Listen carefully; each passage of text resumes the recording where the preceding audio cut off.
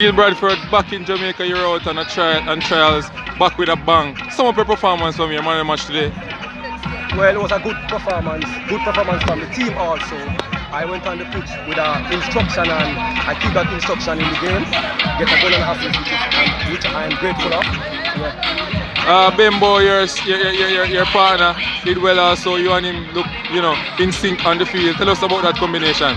Well, we have enough combination because he's in the starting team. Well, we try to manage it in the game, and the first when I was on the pitch, I was kind of tired because I'm not match fit, but I stood up and tried to catch fitness and catch the speed of the game.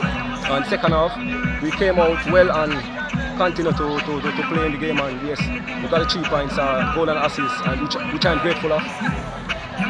Where can we see your career in the future? Overseas, playing professional football, I said.